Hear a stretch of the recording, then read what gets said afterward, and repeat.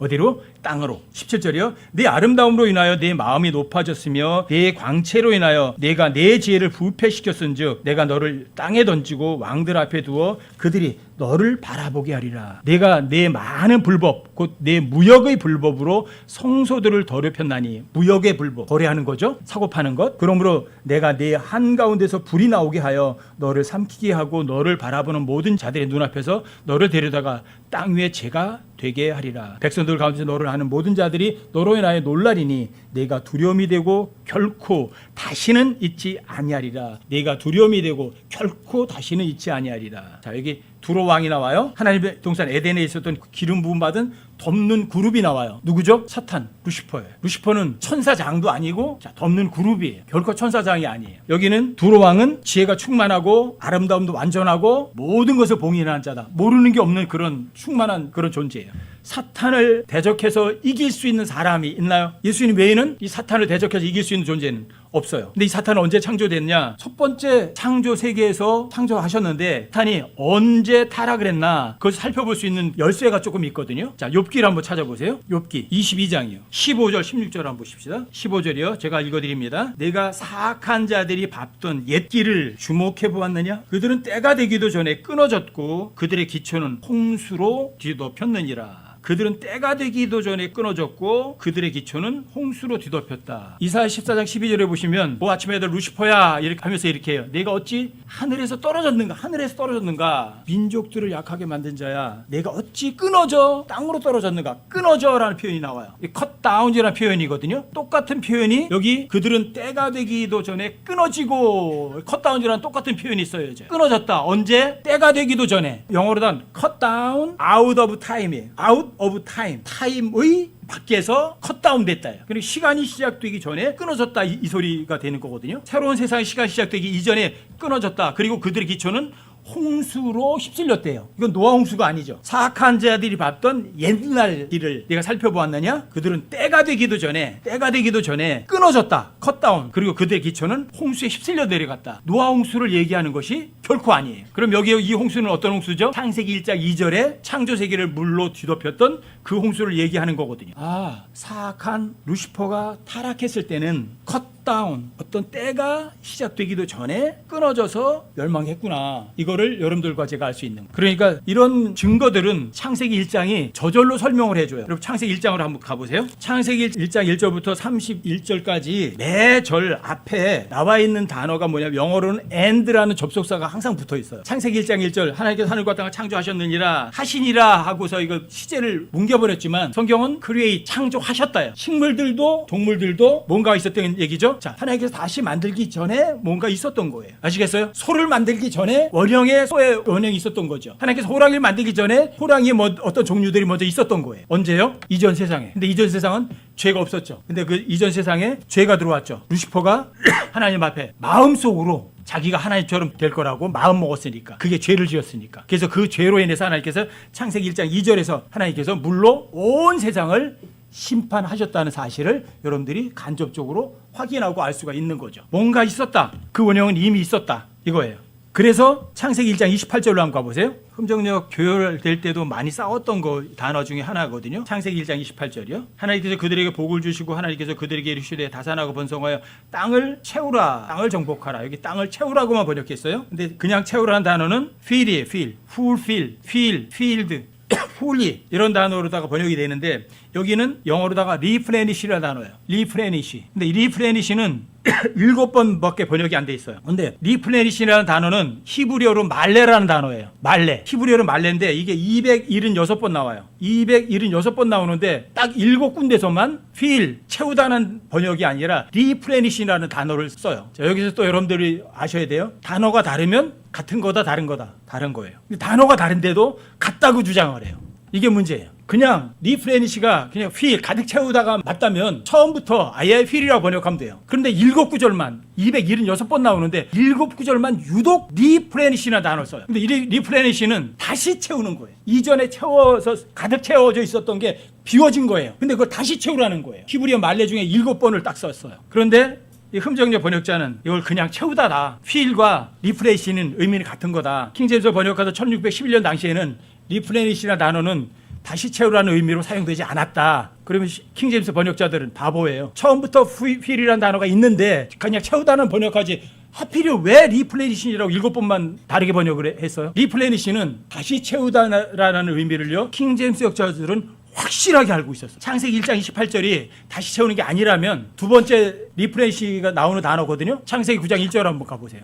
창세기 9장 1절이요. 하나님께서 노아와 그의 아들들에게 복을 주시며 그들에게 이르시되 다산하고 번성하여 땅을 채우라라고 번역했거든요. 여기는 휠이란 단어가 아니라 리플레니시란 단어예요. 다시 채우라예요. 왜요? 이걸 확실하게 다시 채우라요. 왜요? 자, 홍수 이전에 땅이 가득 찼어요. 그렇죠? 홍수를 깨끗하게 청소해 버리셨어요. 땅이 텅 비어 있어요. 그렇게 다시 채우라예요. 성경 스스로가 얘기하는 거예요.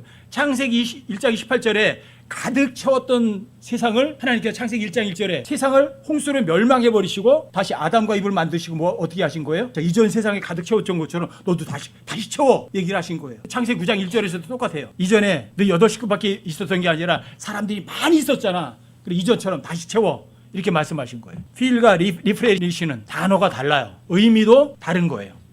창세기 9장 1절이 그것을 확실하게 이야기를 해줘요. 또 창조 과학자들이 실수하는 게 또 하나 있어요. 노아 홍수로 어마어마하게 많았던 창조물들 또는 이러한 식물들이 땅속에 눌려서 그것이 바로 석유가 됐다 얘기를 하는 거예요. 그런데 성경은 홍수 이전에 이미 석유가 있었다고 얘기를 해요. 창세기 6장으로 가보죠. 6장 14절로 가보세요. 너는 고펠나무로 방주를 짓고 방주 안에 방들을 만들며 역청으로 그것에 안팎을 칠할지니라. 여기 역청이라는 단어 나오죠. 영어로 피치라는 단어거든요.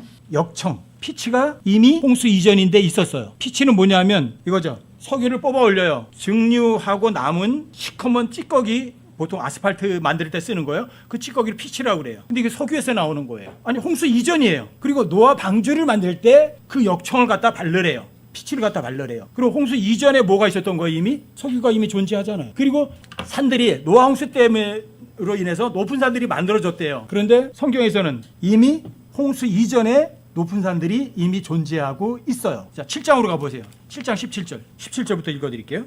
홍수가 땅 위로 40일 동안 있었으므로 40일 동안 물이 내렸죠. 불어나 방주를 띄우니 방주가 땅 위로 들리더라. 물들이 넘쳐서 땅 위에 크게 불어나며 방주가 물들의 표면 위로 올라갔으며 19절 잘 보세요. 물들이 땅 위에 크게 넘침으로 온 하늘 아래 있던 모든 높은 산이 덮였더라. 홍수로 생긴 게 아니잖아요. 그렇죠? 온 하늘에 있던 모든 높은 산이 이미 존재하고 있었어요. 그리고 40일 동안 비가 내리니까 모든 산들이 다 덮였어요. 홍수로 인해서 높은 산들이 만들어진 게 아니라고요. 이미 높은 산이 존재하고 있었다고요. 언제? 창세기 1장 2절에서 어마어마한 홍수로 인해서 퇴적층이 만들어지고 높은 산들은 존재했다고요. 자, 이게 성경이 말하는 거예요. 많은 사람들이 이래요. 만약에 노아 홍수보다도 더 큰 이런 홍수가 있었다면 왜 성경이 한 절로 다 얘기하냐? 창세기 1장 2절 한 절 가지고 설명을 하냐? 좀 자세한 설명이 있어야지. 근데 하나님께서는요, 설명하지 않으시고도 넘어가는 게 많아요. 여러분들이 한번 보세요. 누가복음 4장으로 한번 가보시면 18절 19절을 한번 읽어드릴게요. 누가복음 4장 18절 19절이요. 주의 영께서 내게 임하셨으니 이는 그분께서 내게 기름을 부으사 가난한 자들에게 복음을 선포하게 하셨기 때문이라. 그분께서 나를 보내신 것은 마음이 상한 자를 고치며 포로된 자들에게 구출을, 눈먼 자들에게 다시 보게 함을 선포하고 상처 입은 자들을 자유롭게 하며 주의 받아주시는 해를 선포하게 하려 하심이라 하였더라. 예수님께 직접 하신 건데 이게 인용이 뭐냐면 이사야서 61장 1절 2절을 인용하신 거예요. 그대로 이사야서 61장 1절 2절을 인용을 하셨는데 19절에 보시면 여기 주의 받아주시는 해를 선포하게 하려 함이라 이렇게 돼 있죠. 그런데 이사야서 61장 2절에는 주의 받아주시는 해와 뒤에 얘기했어요. 우리 하나님의 원수 갚으시는 날을 선포하고 이렇게 돼 있거든요. 하나님께서 자 주의 받아주시는 해 그리고 콤마 찍혀 있어요. 그리고 하나님의 원수를 갚으시는 날을 포고하며 이렇게 돼 있어요. 예수님께서는 콤마 딱 주의 받아주시는 해 요거까지만 인용을 하세요. 콤마 그 뒤에 주님의 원수가 아프신 날을 포고하는 거는 빼버리세요. 자, 주의 원수가 아프신 날과 주님께서 받아주신 해 사이에 콤마가 하나 딱 찍혀 있어요. 콤마 하나가 2000년이에요. 주의 받아주시는 해는 예수님 십자가의 죽음이세요. 그리고 주의 원수가 아프신 날은 재림이에요. 근데 하나님께서 2000년을 어떻게 표현하셨어요? 콤마 하나 딱 찍어요. 그리고 예수님 초림 때 오셔가지고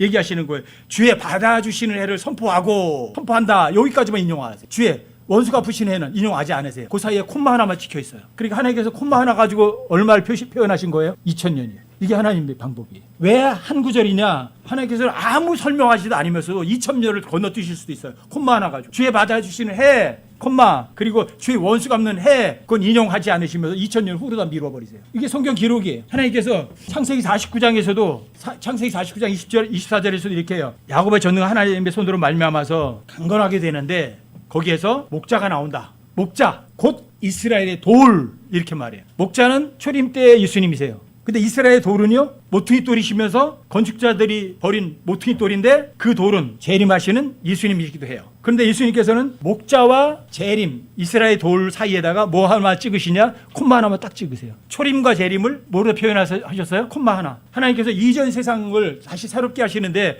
창세기 1장 2절 한 절 가지고 표현을 하신다고 해서 하나님께서 잘못하시는 게 아니에요. 다만 여러분과 저는 이걸 확실하게 아셔야 돼요. 창세기 1장 1절 하늘이 단수일 때는 죄가 없는 세상이다. 그 죄 있는 세상에 뭐가 들어왔다? 루시퍼의 반역으로 죄가 들어왔다. 죄가 있는 것에 뭐가 있냐? 심판, 멸망밖에 없어요. 창세기 1장 1절과 2절이 처음 시작하면서부터 여러분과 저한테 경고하고 보여주는 거예요. 아, 죄 없는 세상을 하나님께서 만드셨구나. 거기에 죄가 들어오면 하나님께 죄는 결코 용납하지 않으시는구나. 그래서 온 세상을 물로 다 멸망시키셨구나. 그리고 창세기 1장 3절부터 31절까지 다시 사람들이 조성하도록 하늘과 땅을 새롭게 하셨구나. 자, 이걸 얘기를 하면 그냥 조롱하는 사람들이 이래요. 왜 하나님께 처음부터 완벽하게 만들어서 완벽하게 끝까지 왜 안 가셨어? 예, 지금도 안 가세요. 지금 죄가 있고요. 새 하늘들 만드시고 또 새 땅 새 하늘 또 만드셔요. 또 재창조가 또 있어요. 그런데 이전 세상이 있었고 지금 현재 악한 세상이 만들어졌다는 게 뭐가 잘못인 거죠? 자, 이 세상 다시 또 만드시잖아요. 다시 재창조하시잖아요. 근데 이전 세상에도 재창조가 있었다. 뭐가 이상한 거예요? 성경 자체가 그렇게 이야기를 하고 있고요. 하나도 안 어려워요. 창조 과학자들이 온 세상의 창조가 6000년밖에 안 됐다는 거는요. 그거는 넌센스예요. 그랜드 캐년이나 배드랜드나 이런 데 가보면 또는 유럽에도 가보면 엄청나게 높은 지층들이 단 1년도 안 돼서 150만의 그런 지층들이 만들어졌다고 생각하는 거는요. 그건 진짜 바보죠. 자, 이전 세상이 얼마나 오래 전에 있었고 그 이전 세상의 창조가 언제 창조돼서 얼마나 길게 존재했는지는 성경이 말하지 않으니까 모르지만 하지만 아담과 이브로부터 지금까지는 6000년은 맞지만 세상의 창조는 6000년 된 거는 아니다. 아시겠어요? 또 하나 여러분들이 이런 것을 다른 사람들이 모르는 걸 여러분과 제가 알았다고 해서 여러분들의 목에 힘 주시면 안 돼요. 결코 지식은요 여러분과 저를 세워주지 못해요. 지식은요 우쭐거리게 만들어요. 다른 사람이 모르면 여러분과 저는 더 겸손해지고 더 낮아져서 그 사람들에게 올바른 진리를 행동으로 삶으로 보여줄 수 있는 여러분과 제가 돼야 돼요. 저는 아마 이런 강해 설교는 저하고는 체질이 안 맞는 것 같아요. 왜? 이건 지식을 다루는 거거든요. 근데 전 지식을 다루기 싫어요. 왜요? 제가 처음부터 킹제임스 성경 알고 지식만 우쭐거려 가지고 제가 10년 가까이를 지식 속에 빠져서 살아본 경험이 있기 때문이에요. 하지만 여러분과 저는 이런 지식도 아시지만 이 지식을 여러분과 제 삶에 적용을 하셔서 겸손한 그런 삶의 모습으로 하나님께 입증하는 여러분과 제가 되셨으면 좋겠어요. 창세기 1장 1절 잊지 마세요. 죄 없는 세상에 창세기 1장 2절 죄가 들어왔다. 죄가 들어오면 뭐밖에 없다? 사망이에요. 멸망밖에 없어요. 하나님께 심판받는 것밖에 없어요. 여러분과 제가 가슴속에 명심하셔서 주님 모시는 그 순간까지 죄와 결코 융합하지 않는 그런 신실한 삶을 사는 여러분과 제가 되시기를 주님의 이름으로 부탁드립니다.